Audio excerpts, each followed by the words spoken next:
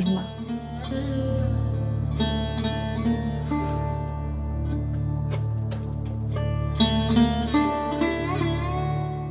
ভেবেছিলাম মৌকে দিয়ে মিলিকে ফেরাবো। ভেবেছিলাম মৌ যদি মিলিকে বোঝায়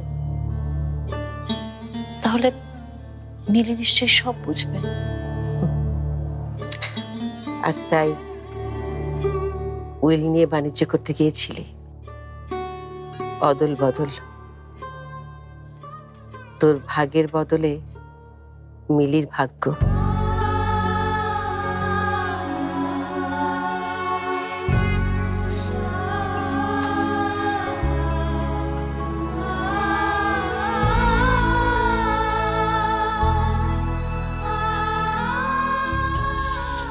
দেখ, এই প্রত্যেকটা গাছে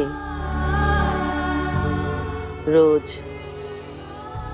রোদ, পানি, নিড়ানি, সার সব দিই, এবং সেই গাছগুলোর মতো এই গাছটাতেও তাই দিই। কিন্তু দেখ, সবগুলো গাছের মতো কিন্তু এই গাছটা জন্মনে হয়ে ওঠেনি।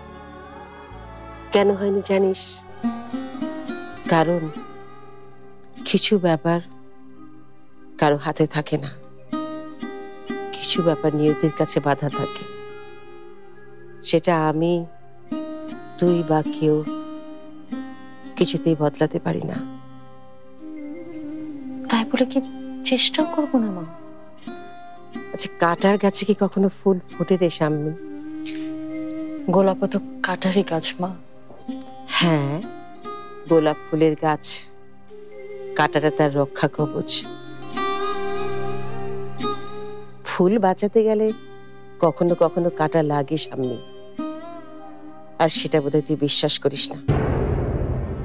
বিশ্বাস করিস না বলেই বোধহয় আমি যে এই সংসারে বেড়া দিতে চেয়েছিলাম, তোর হাতে যে রক্ষা কবচ তুলে দিয়েছিলাম, সেটা তুই মৌকে দান করতে গিয়েছিলি।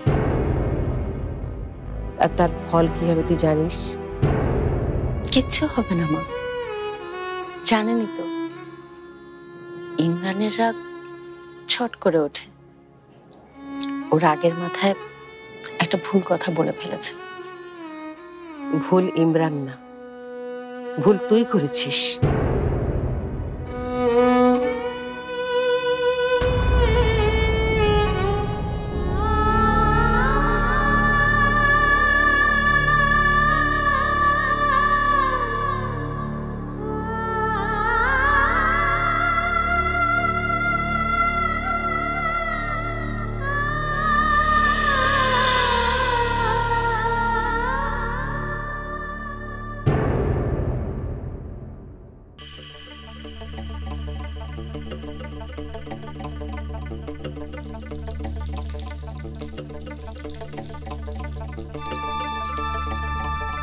ফুড পয়জনিং এর কারণে তোর মিসক্যারেজ হয়নি, তোর বাচ্চাকে ওরা খুন করেছে। খুন। ফাইয়াজ তোকে ধোকা দিয়েছে মিলি, শুধু তোকে না, ফাইয়াজ বিয়েটা করে ওর বাবা মাকে না জানিয়ে তাদেরকেও ধোকা দিয়েছে। আর যে একবার ধোকা দিয়েছে সে বারবার ধোকা দেবে, তুই সাবধানে থাকিস। ফাইয়াজ তোর উপযুক্ত না মিলি।